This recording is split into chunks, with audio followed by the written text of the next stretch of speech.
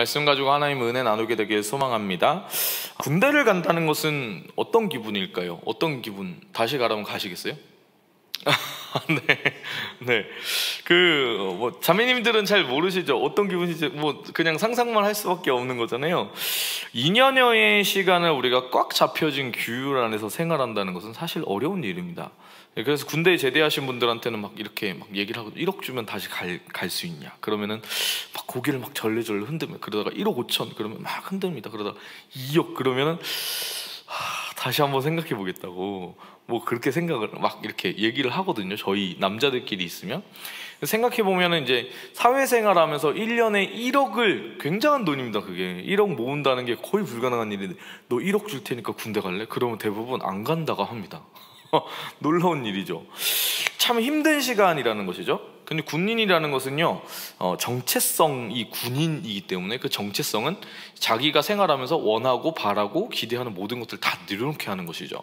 군대에서의 생활이 힘든 이유가 그런 겁니다. 하고 싶은 거 절대 못합니다. 먹고 싶은 거 절대 못 먹습니다. 그러니까 어려운 거예요. 쉬운 일이 분명 아닌 것이죠. 하지만 그 어려운 시간들 가운데 군대에서의 시간을 버틸 수 있는 이유가 단 한 가지 있습니다. 그게 무엇이냐면 영원히 군인으로 살지 않는다는 것이죠. 한정된 시간 가운데 사는 것입니다. 그래서 이제 맨날 힘들 때마다 얘기하는 게 뭐냐면 야, 내보면 시간은 안 가는 것 같잖아. 그래도 시간은 흐르고 있어. 이 얘기를 끊임없이 하는 것이죠. 오늘 본문은요 주의 날에 대해서 이야기를 하는 겁니다. 데살로니가 교회의 교인들에게 죽은 사람들에 대한 의문이 있었다라고 제가 지난번에 말씀드렸죠. 이 부분에 대해서 바울이 4장에서 이야기를 해주는 겁니다. 내가 예수님 믿는데 예수님이 내가 사는 동안에 오실 것처럼 이 초대교회에 있는 사람들은 생각을 하고 있었는데 보니까 내 주변에 있는 사람들이 죽어가는 걸 보게 되는 겁니다. 그러면서 이제 고민하게 되는 것이죠. 우리는 주의 구원 가운데 혹시 버림받은 것은 아닐까? 이런저런 고민들 가운데 있었던 이 사람들에게 바울이 얘기를 해준 겁니다. 예수님께서 죽으시고 부활하신 것처럼 죽은 자는 죽어 있는 것이 아니라 예수 믿는 성도는 잠들어 있는 것이다. 주님께서 하늘로부터 강림하시는 그날에 우리도 죽은 자들과 함께 주님을 공중에서 영접하게 될 거다라고 이야기를 한 것입니다. 근데 이 바울의 대답을 들은 우리들은 반드시 한 가지 질문, 한 가지 의문을 가지게 되어 있죠. 그게 뭐냐면 이겁니다. 그렇다면 주님께서 오시는 그날은 언제 올 거냐라는 것이죠. 그날에 그런 일이 있을 것인데 그럼 언제 그날이 옵니까? 이 궁금증이 있지 않겠습니까? 주의 날은 과연 언제 오는가? 심지어 이제 그 데살로니가 교회의 성도들에게는 그 질문이 우리가 지금 단순히 우리는 궁금증으로 그 생각을 할 수 있는데 이 사람들에게는 너무 큰 질문이었을 겁니다. 왜냐면은 그렇게들 다들 믿었기 때문에 내가 살아있는 동안 반드시 오실 거야. 우리가 생각하는 거는 약간 그렇잖아요. 우리가 살아있는 동안 주님이 오실 수도 있다. 안 오실 것 같은 느낌이 더 많거든요 사실은. 근데 이 사람들은 내가 살아있는 동안 오신다 이게 아니고 한 달 뒤에 오실까? 1년 뒤에 오실까? 이게 너무 강했던 겁니다. 진짜 주님 오신다고 얘기를 했으니까 이게 이렇게 오랫동안 안 오실지 몰랐던 거죠. 그랬는데 이들에게는 굉장히 그 주의 날이 언제냐 이게 너무 큰 질문이었다는 거죠. 여러분 종말은 과연 언제 올 것인가? 이것은 인류가 존재하던 거의 대부분의 시간 속에서 늘 가지고 있었던 의문입니다. 인류는 늘 언제나 멸망에 대한 생각을 늘 항상 하던 그 어떤 습관들이 있었던 것 같아요. 그래서 매 모든 시간 동안에 인간은 어떻게 멸망할 것인가에 대한 이야기들이 문헌으로 존재를 합니다. 이단들이 특히 이 부분에 늘 관심을 가지고 있었던 것이죠. 이 이단들이라는 게 지금 이제 화성에 이렇게 사람 보내는 시대에도 지금도 있잖아요. 과거에는 더 심각하게 있었죠. 시한부 종말론 이런 거 굉장히 심각했었습니다. 이단이라고 할 때에 이단은 다를 이자의 끝단자 로 이단이라고 얘기를 하는 거거든요. 끝이 다른 겁니다. 즉 끝이 다른 이 이단들은 늘 관심이 어디 있냐면 이 주의 날이 언제 올 것인가, 어떻게 올 것인가, 이걸 가지고 이제 거짓말을 하고 이걸 가지고 이제 속이는 겁니다. 종말의 때와 시기가 언제냐에 이들이 관심이 있기 때문에 종말이 오면은 이 성경이 얘기하는 거를 교묘하게 바뀌어가지고 결국엔 자기들이 얘기하는 신천지 이만희가 이분이 예수님이다 이런 식으로 얘기하는 거죠. 잘못된 진리를 선포하는 거거든요. 그래서 세상 사람들 그리고 잘못된 진리를 선포하는 사람들은 그 시기에 관심이 굉장히 많습니다. 그 시기에. 근데 이 데살로니가 교회의 성도들도 이에 관심이 있었다는 것이죠. 왜냐하면 아까 말씀드린 것처럼 내일 진짜 예수님 오실 것 같이 이렇게 믿었던 사람들이니까, 초대교회 대부분의 성도들이 주님 곧 오실 거라고 생각했기 때문에 이 주의 날이라는 이 주제가 엄청 핫한 주제였습니다. 여러분들이라면 어떠셨을 것 같아요? 그 당시 시대에 있었다면. 예수님이 이 땅 가운데 여러분 오셔가지고 십자가에 죽으시고 부활하셨습니다. 승천하셨는데 다시 오실 거라고 약속하셨죠. 근데 지금은 예수님께서 그렇게 하신 지 2000년이 더 시간이 지났습니다.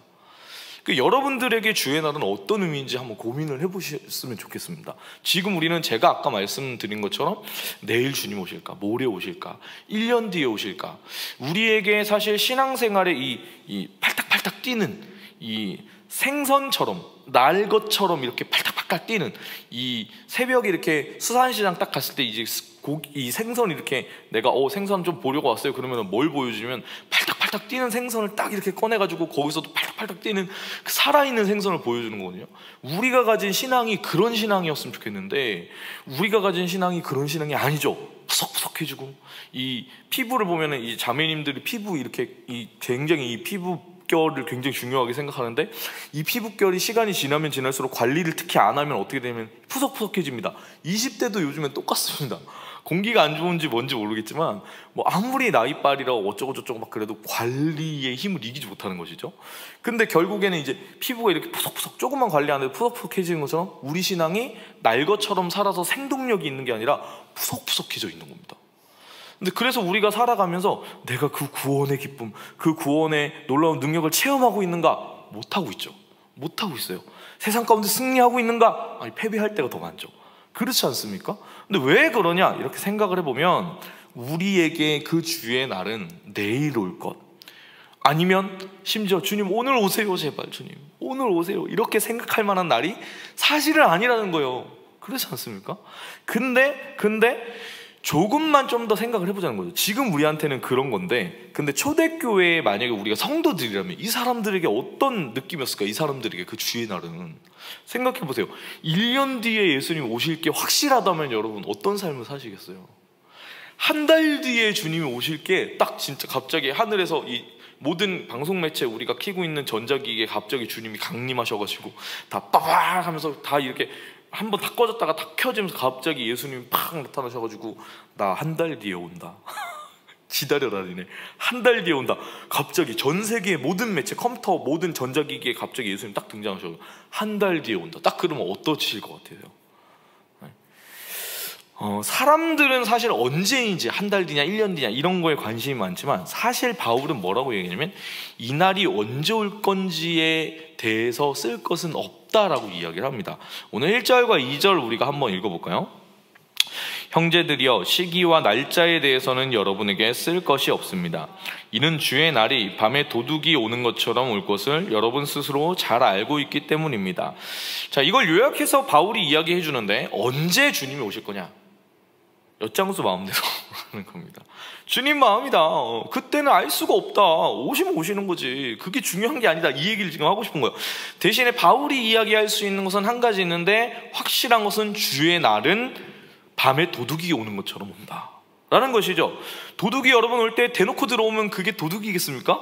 그건 도둑이 아니에요. 도둑은 은밀하게 갑자기 찾아오니까 도둑이지 않겠습니까? 그래서 3절이 뭐라고 얘기하면 이렇게 얘기합니다. 제가 읽어드릴게요.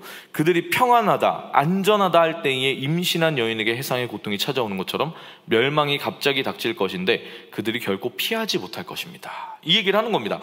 여러분, 멸망은 그 주의 재림의 날은 갑자기 우리 가운데 오는 것이죠. 이 부분의 원어의 뉘앙스가 매우 중요한데, 진짜 갑자기, 진짜 느닷없이 이 사건이 우리에게 터져서 나온다라는 것입니다. 예상하지 못한다는 것이죠. 여러분, 이것은 코로나 바이러스가 우리에게 정말로 크게 시사하는 바가 있는 겁니다. 그 누구도 코로나 바이러스 그 전에는 이런 일들이 터질 거라고 생각해 본 사람이 없습니다. 우한 폐렴에 대한 얘기를 제가 처음 들었을 때, 지금은 우한 폐렴이라고 얘기도 안 하죠. 그냥 코로나 이렇게 얘기하잖아요. 우한 폐렴이 뭐야? 제가 그렇게 생각했었어요.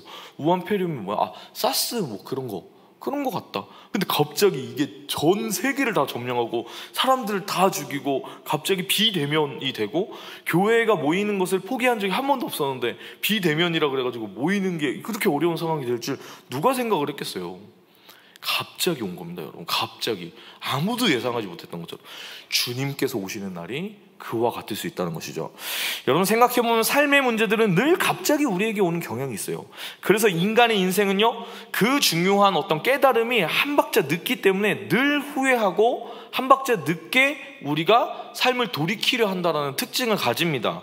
건강이 제일 크게 그걸 우리한테 보여주는 거죠.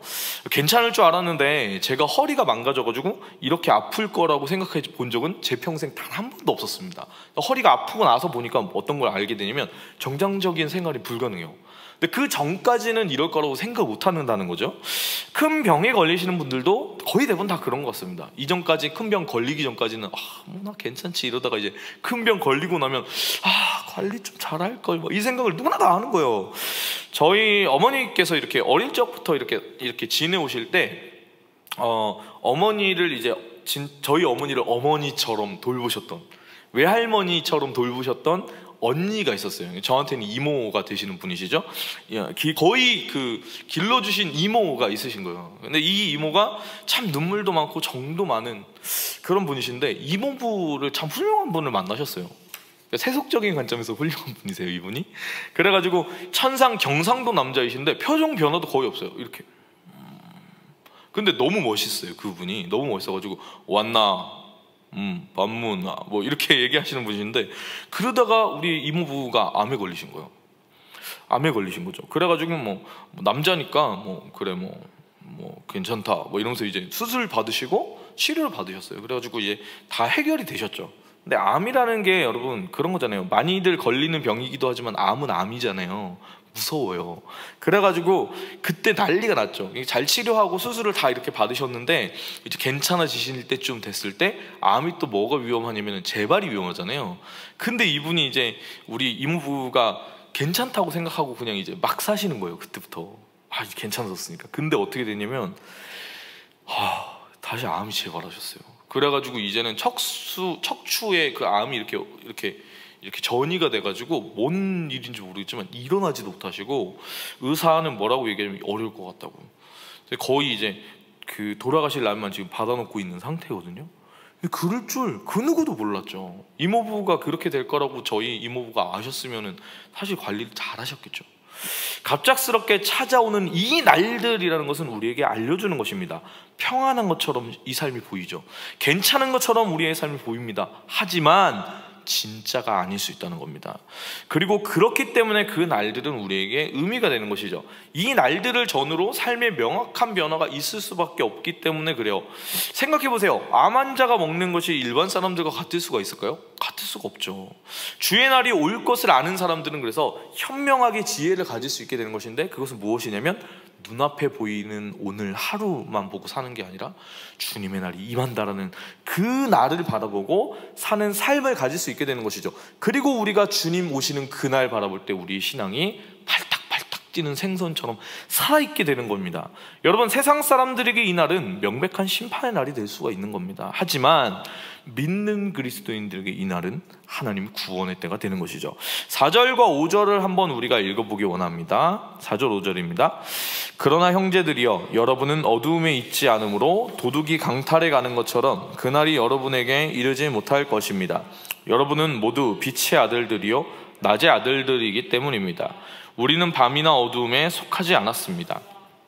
도둑은 어두움을 틈타서 온다고 했습니다. 그러나 우리는 빛의 아들들이고 낮의 아들들이기에 도둑이 어두움을 틈타 올 수가 없어요. 왜냐? 그리스도인은 누구나 다 낮에 있기 때문에.